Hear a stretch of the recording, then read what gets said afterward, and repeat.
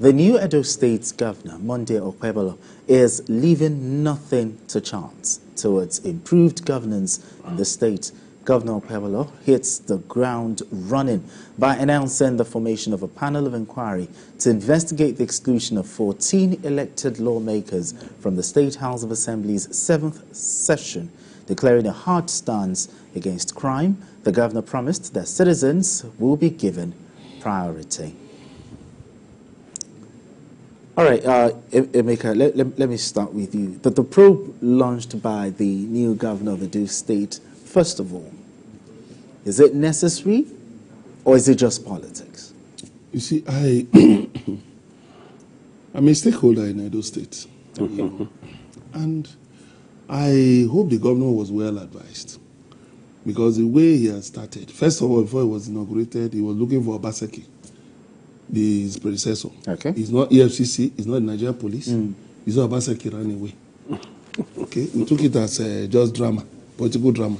Then you're not setting up, you're heading the executive arm, you're not setting up a judicial panel of inquiry into, something that happened in the legislative arm. A matter that was taken to court. Yes. It's outside of your purview. It's outside of your purview. Don't forget that the Senate intervened in this matter. Then he went to court. So the best thing will be to have a meeting with the Speaker and say, Mr. Speaker, please, this matter, go and resolve it. Because, when you begin to dig very clearly, it's going to hit a former governor, Adams Oshomole. Because it was basically his own people, his own camp, yes, versus the governor that had this issue, which led to this unconstitutional exclusion. It was wrong. But you know what? You don't put nothing on nothing. You are setting up a judicial panel of inquiry into a matter that, if you even look at the paragraph where he said that, the next paragraph, he says, based on, doctrine of separation of power. So he knows about separation of power. Exactly. And then you are interfering in legislative function. I will advise the governor, if he's watching this now, disband that panel. Let the State House of Assembly sort their problems. 2, Edo State is a major gateway. We are heading into Christmas and New Year. A lot of people will be traveling. Many roads are bad around Edo State. The governor should just relax. Are you saying that this panel of inquiry will be like a distraction? What does he need it for? Let the House of Assembly sort out their problems. Obaseki, who said they were, alleged that they were plotting to impeach him. Obaseki is no more in power now. So what you do, get the Speaker, let he and his colleagues sort out themselves. Those who have been excluded, let there be remedies for them, right? Let there be remedies for them. Sort it out. Then you face the task of governance. There's insecurity in Edo State. People need jobs. Many roads are bad. This is Christmas. We are heading into Christmas. Sort out the roads, the bad roads. He already has a 5-point agenda. You are not, see, my brother, when you see all this agenda, 5 point, 2 point, 100 point, look, the issues are clear. You said he has his work cut out for him. He hit the ground running. And one of the things I think he should hit is the roads. Issue of roads. Christmas is coming. Roads. I'll just urge Governor Okpebholo. The roads. Sort out the roads. Benin bypass is there. Sapler Road is there. Different roads. He knows what I'm talking about. Those roads, he should make a Ologbo. He should liaise with the Minister of Works, Umahi. If there's a way the state government and the federal Ministry of Works can collaborate to make sure that these roads are smoothened out. So that people can have, easy commuting through Edo State. There is time. You have just started.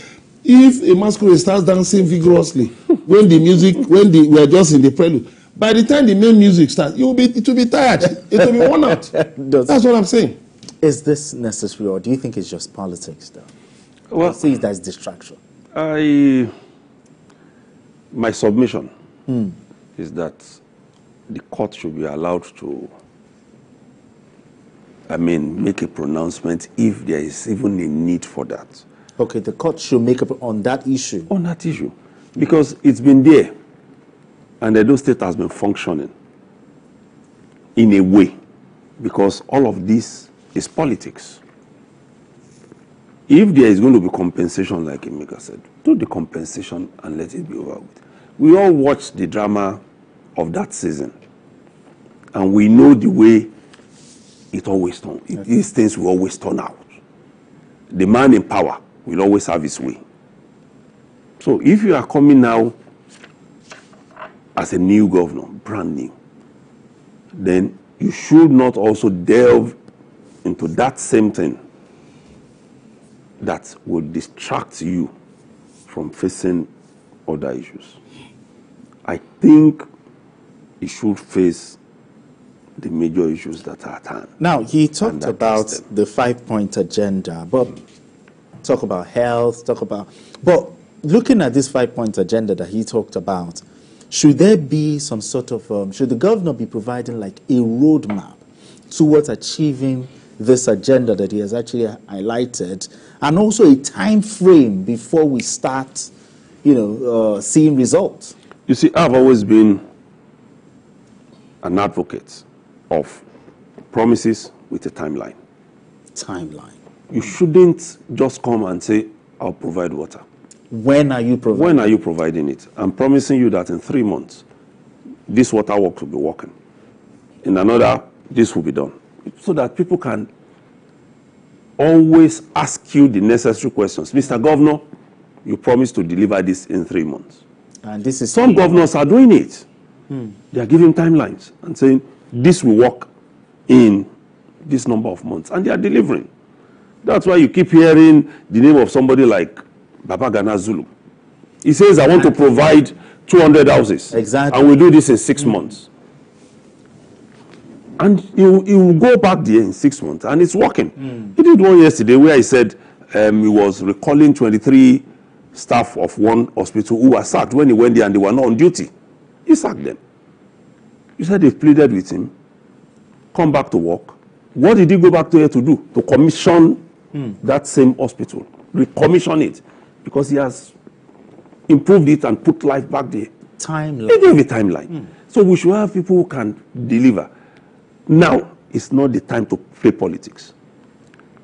We've gone on to hear him go and probe Obaseki for so amount of money. Just like what the FCC is doing with Okowa, saying it took 1.3 trillion off a particular subbed in their earning. And then you go and ask yourself, even if he was taking the old money that was coming into that subbed, will it get into?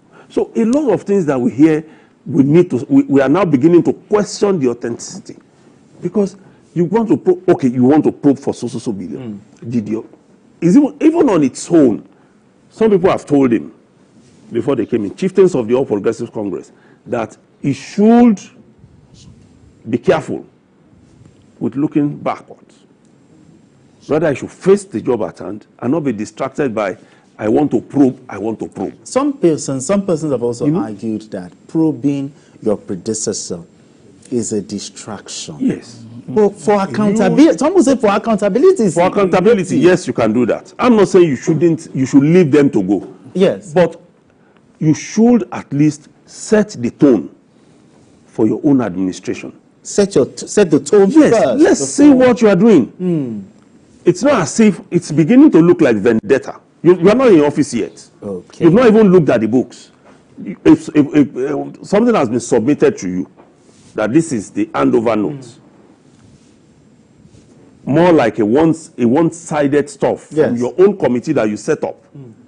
Have you taken time to critically look at it?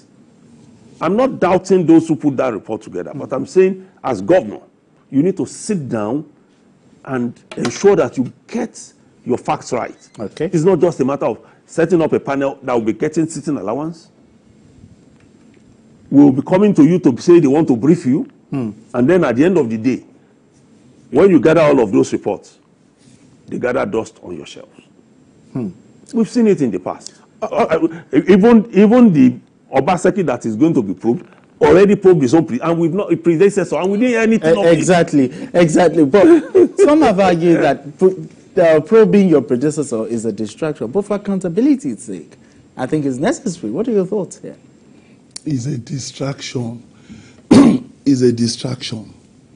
Let me tell you, this issue of the House of Assembly was a fight between Obaseki and Oshomole. Exactly. Now, the governor, the new governor, Okpebholo, he announced, 2 commissioners. The first commissioner was Oshomole's son, Cyril, as commissioner designated for health. He should be very careful. Okpebholo should be very careful. Oshomole has done his own time, 8 years, and left. He should be very careful fighting, getting involved in vicarious liability. Okay. He should face his own agenda. Before looking at... Before all those things. Now, he should be very careful because politics is a minefield. You understand? So, let him face the task of governing Edo State. Poverty is rife. Okay. There are no jobs. There's insecurity. Roads are bad. In some places, there's no water. A lot of things are being sorted out. Yes, he said that there are 3 judges that were recommended for promotion, and they were promoted that in line with the doctrine of separation of powers, he will ask the chief judge of Edo State, to get them promoted. That is the right thing. So do that same thing in the legislative arm. Okay.